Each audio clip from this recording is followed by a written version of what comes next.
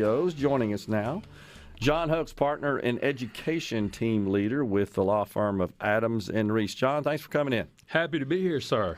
All right, so the state of Mississippi enacted legislation this past session, right, that enables teachers in the classrooms to concealed carry. Is that correct? Actually, the legislation's been around quite a while. Okay. And there was what did we change? Well, there's a reformation of a modification, I guess you call it clarification of one of MDE's rules with regard to the subject, because I think after Uvalde and just as part of their regular housekeeping matters, they were looking at a number of their policies and recognized that they might have one that was in conflict with the 2011 amendments that the legislature passed to Mississippi's enhanced carry statute. So they have, in fact, they're looking at it right now at the State Board of Education board meeting, changes to that rule. So just trying to clean it up, I guess. Just trying to clean it up and take a look at it. And there have been a number of school districts who've asked us, as part of the education law team at Adams and Reese, about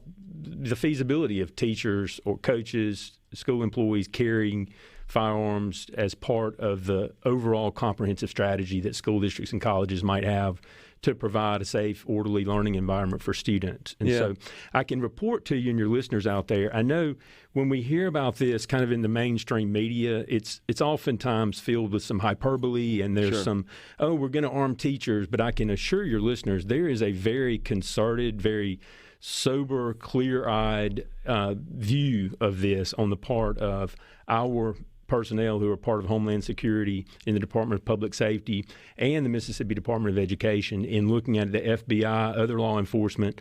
And we've got some leaders who are carefully also guiding the discussions. Former School Superintendent Ronnie McGehee is involved in that. Your listeners might recognize by the way. Former Madison County Superintendent, right? And also now a State Board of Education member as well. And others who are continuing to listen and to sort out what might be, as I said, the hyperbole from what could be an opportunity to actually take a critical look at this and make sure in a safe and orderly way that it makes sense to arm some teachers and coaches out there. Okay. So what's been the adoption of this? I mean, this has been in place a while. It sounds like we're trying to clean that up. Might have some issues with that. Do we have any idea, John, just how many teachers are actually carrying into the schools? Well, at this point in time, I'm not aware of any districts in Mississippi that have adopted policies that are enabling teachers to bring firearms. All right, so the law allows it, but the districts still have to approve it. That's right. And issue policy. That's correct. The districts themselves really have the opportunity to enact policies in that regard. There are a couple of obstacles, though, that we and others are working to understand, and one of those has to do with the insurance risks at schools. There is a Mississippi Tort Claims Act, but schools also have insurance policies as well. And some insurance carriers are, I think, increasingly questioning or looking at this and saying, hey, what are the training requirements going to be? Mm-hmm. What are the practicalities of having teachers and other employees who are actually bringing in a concealed weapon for protection of students? And they're asking, I think, good questions. And one of the questions might be, well, what's the opportunity or responsibility that a teacher would have to secure that firearm in a classroom, for example? Sure. Now, some of the technology, as your listeners are aware of, has advanced tremendously on that. You now have fingerprint boxes that open with a fingerprint very quickly, and they're considered very secure. You have other ways that some are becoming more comfortable and confident that weapons can be secured in an office or in a classroom or in a field house, et cetera. But another question might be, well, what kind of additional training might a teacher or a coach need? Because it's one thing. I grew up on a farm down in Mendenhall. My dad was a former Marine, and he was confident his kids were going to learn how to handle firearms safely, and so that was a skill that he imparted to us. But some people may believe, well, most Mississippians who love the outdoors, et cetera, have a pretty good knowledge of how competently to handle firearms. Well, the experts in law enforcement tell me it's one thing to go out and shoot a clay pigeon. It's another thing to be in a firefight inside of a school building, and that would require an additional layer of training. So one of the questions that individuals who are looking at this are asking, well, what kind of training would we need and who would pay for it? And there are some solutions out there that some have begun to talk about and to even imagine and put in place in terms of some protocols that are under consideration right now, including an additional enhanced training that might be carried out under the auspices of the Department of Public Safety, even maybe even an additional 40 hours per year of training on how to competently handle a firearm, how to take the firearm and do something with it effectively without injuring a student in a classroom. Sure. And I think those questions can continue to move forward in a way that some school districts out there eventually may get comfortable with the idea of having teachers who are armed. Yeah. So on the C Spire text line, from one of our listeners, our church has at least 3 to 4 people carrying each Sunday. Why can't a school do it? Our members had to go through training. It sounds like that's where we're headed. Well, it may be. And school districts and colleges may get increasingly comfortable with the idea. And one of the ideas might be that this happens as part of an enhanced, let's say, school marshal program where you have some individuals who are well-trained, well-competent, who are in a sense assisting the school resource officers or the sheriff's deputies who might be assigned to the school as an extra pair of eyes, ears, but also, if it comes to it, also additional armament within the school to provide for the safety of the students. Kind of being deputized. Being deputized in a sense, being deputized and making sure they're qualified, competent, and safe to handle a firearm in a school. I don't know about you, but I look back through, I'm very, very thankful that, God blessed me with some wonderful teachers in the past. I'm not sure how many of them I would have wanted to have a gun in the classroom. Agree. So there's that.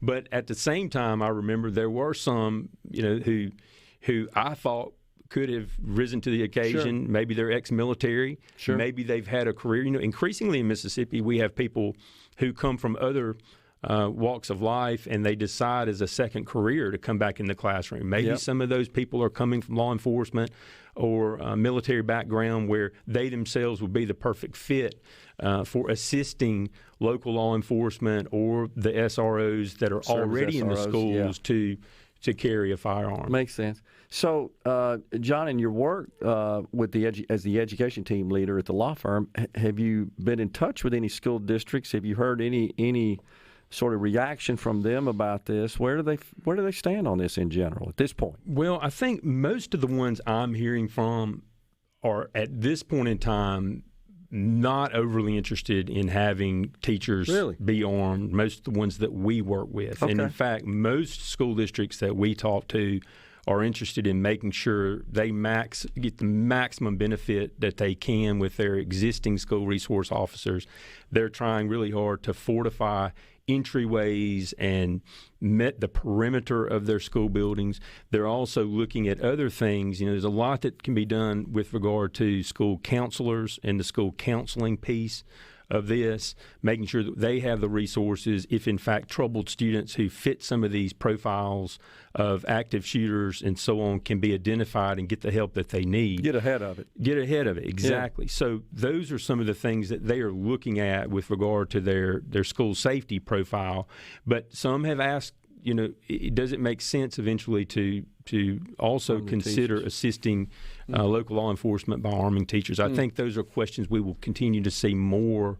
We'll have more questions in and around those issues as we move forward, because I think schools are going to be interested in looking at every single available resource they have, including their own personnel within the buildings. What about just adding more SROs to the extent that's possible and funding supports it, resources are available, et cetera? Is that of interest? I think that's of interest also. And I also think, as you know, in any policy or legislative decision, there's always a question of how to spend the resources that are limited. So some have said, well, if we have to go down the road of doing enhanced training for a teacher or a coach, and we need to spend 40 hours in the training aspect for that coach, would it make sense for us to perhaps work with a variety of different grant formulas to have more SROs brought in who are full-time law enforcement people? Now, some out there have looked at this issue very carefully and said, well, we think it makes sense to focus on that avenue, work with our local law enforcement, enhance our SROs, do all of the other things that I mentioned, plus more, rather than go down the road of having teachers armed because they think that's really a bridge too far and really require an administrative training aspect and so on that could be better spent as resources elsewhere. And it does inject another element of risk into the equation, no doubt about it. It does, because you also have some who say, well, what about kids who get in the classroom, gain access to the weapon, or what if the weapon is discharged accidentally, which is also of concern as well to administrators who are looking at this. John, also. Appreciate you coming on. Of course. Happy to be here. Thankful. We'll talk some more about this. Happy to be here. Partner in education, team leader with the law firm of Adams and Reese, has been our guest. We're coming right back with more on Midday. Stay with us.